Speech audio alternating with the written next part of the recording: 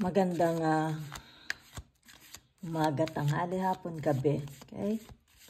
Sa Pisces with the water elements. Yan ha.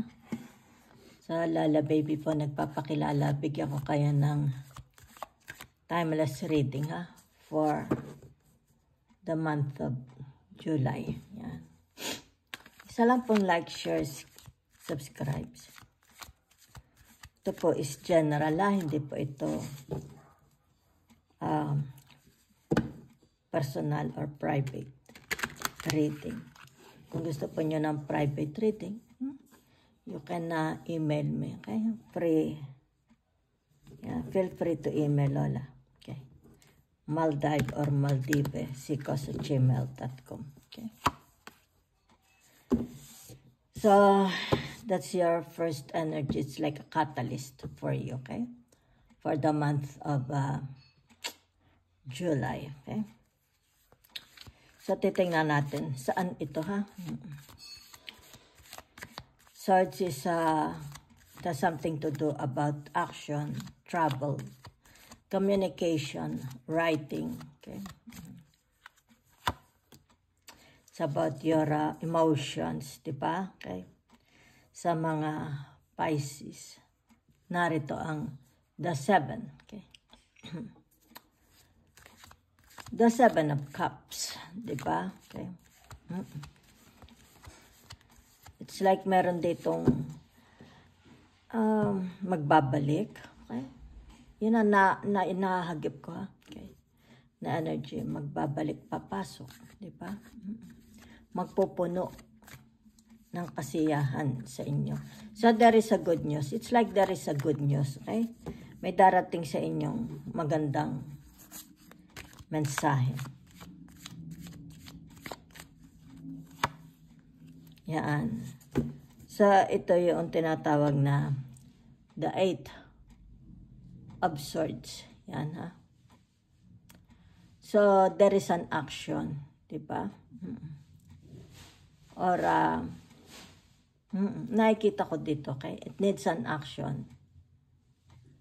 Para ito is yung tinatawag na maaari ito yung halimbawa sabihin na natin, meron kasing mangyayari, okay? May darating, okay? Has it something to do about, kasi this is you and them. Nakikita ko you and them, okay? Anong nangyari sa inyo? Okay? It's like tinatawag dito na exchange. Magkakaroon ng exchange words, di ba? It's like aalisin ito sa system. Ito man is away, di ba? Misunderstanding. Yan ha? Maybe ito mga tao kasi ito, either ito mga friends, relatives, cousins, di ba? Or sabihin na natin spouses, parents, di ba? Okay. So, meron na, I think it's in the form of writing or calling, okay? Yun. But there is someone, okay? There's something to do about ano itong tinatawag na nararamdaman nila, di ba? Maybe you will find, you will know, maybe a secret will be revealed to you. Secret will be revealed. Something like that, di ba? Nakikita ko lang dito, it's like tinatawag na, sabihin natin group of people, mag-uusap-usap kayo, di ba? Yan. It's like a heart-to-heart talk, di ba? Meeting eye to eye. Okay? Narito ang tinatawag, the page, okay? The page of swords. A younger person. Ano ito, bunso mong kapatid, di ba? Or kaibigan, anak, o sino naman ito, di ba? So, ibig sabihin nito yung tinatawag na kailangan ito'y nakikita ko dito it's like parang ito'y serious, okay? Serious communication. Yun lang ha, so tingnan ko lang. The last card. Yan ha. Narinig ang Aquarius. Yan, oh. Dahil ito'y the Fool, okay? So, it's more about Aquarius, di ba? So, it's like meron dito. It's like, kung sino man ito, ha? It needs your attention. I think you have to pray, okay? Yun na nakikita ko. Hoping. It's more about hoping, praying, di ba? Bago mag-react. Kasi magkakaroon dito, it's like tinatawag na very, very sensible, okay? Itong usapan na ito, di ba? Okay? So, may kinalaman ito sa the Seven of Cups, okay? Is that a family conversation? It's like meeting up, di ba? Yan. So, tingnan ko lang itong the Ace of Swords. Okay, gamit ako ng Lenormand, okay? Sandali at nag-reverse, okay? Itong tinatawag na, yan, okay? It's like a home, di ba? Bakit ito'y nag-reverse? Yan, ha?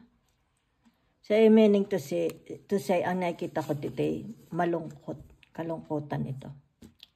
Kung ano itong balitang ito, okay? It contains kalungkutan. Kaninong kalungkutan? Yan, ha?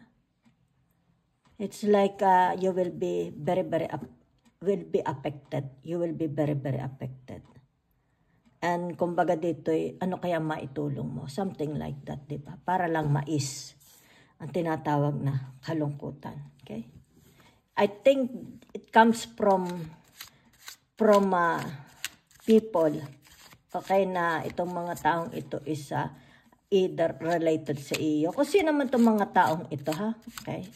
So, ibig sabihin ito tinatawag heart-to-heart talk. Malungkot ang balita, ha? Okay? So, it's like dito nakikita what you can do. Ano kaya pwede mong gawin para mais or matulungan sila. Okay? So, yan na nakikita ko. Someone is in it's like tinatawag na kalungkutan. Yan. Ito'y magtatapat. Makikipag-usap sa inyo. Ha? Okay?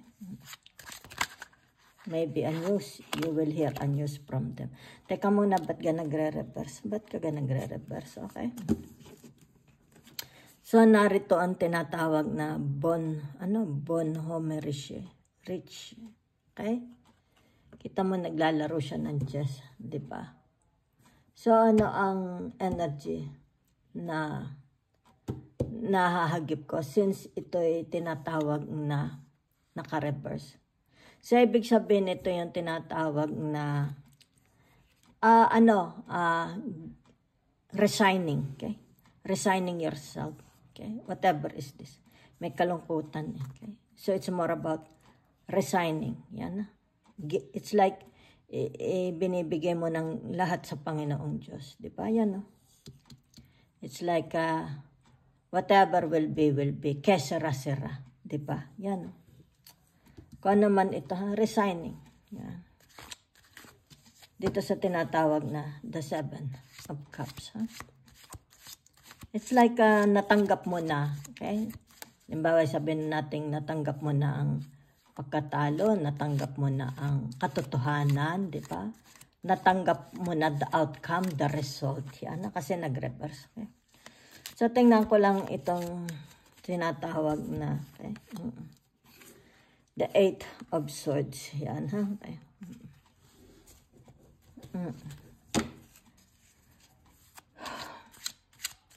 Kasi ito, yan, no? It's like you are looking to this. Okay? So, tinatawag the Seven of Cups, di ba? Okay? So, ang nakikita ko dito is tinatawag na, yan, it's like you cannot do anything. Okay? It's like ipagpasa Diyos na lang. Okay? Pagpasa Diyos. Yan. Since nag-reverse itong tinatawag na the home. Okay?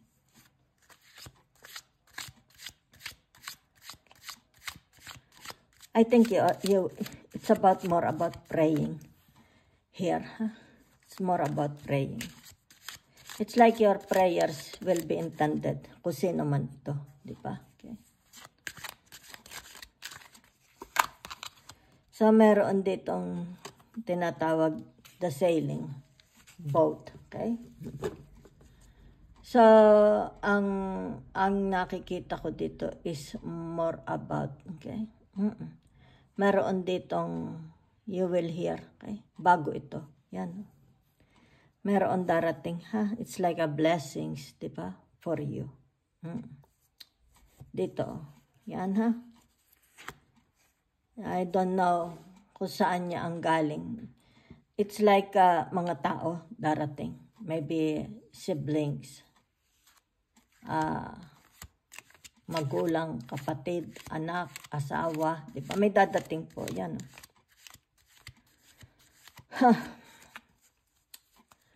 So, it's like you will be informed in advance. Yan, ha? You will be informed. Excuse me. You will be informed in advance. Kung ano man ito. Yan na darating, ha? Manifesting po. Tingnan ko ang tinatawag the Fool. Unpity infant. Okay? A little child. Okay? So, meron ditong a little child. Okay? So, ibig sabihin nito, ang nakikita ko is meron ditong tinatawag na uuwi. Yan. Okay. Sino itong uuwi na ito? It's like sabihin na natin baka ito'y anak, di ba? Or kapatid. Okay. Ito'y tinatawag mababa ang edad kaysa sa inyo. Okay? Yan, mababa ang edad. Yan, no? Kung sino ang sakay ng barkong ito, di ba? Yan, no? Kapatid ito, either ito'y kapatid, di ba? Or sabihin na natin kung sino ito, you considered as tinatawag kapatid, parang kapatid na, kaya ang turingan. Pero it's more tinatawag dito, blood is thicker than water. Darating ito, ha? Okay. So, expect, kasi nakikita dito, you are expecting, ha? Okay. It's like you have something to tell them once they are arrived, okay? Magkakaroon dito, it's like heart-to-heart talk, di ba? Kung ano ito, it's like tinatawag, there is a resignation, di ba? It's like tinatawag na, kasi naka-reverse ang abundance, di ba? It's like, what this person is tinatawag na experience, di ba? Yan. So, yan lang po nakikita ko, ha? Thank you very much.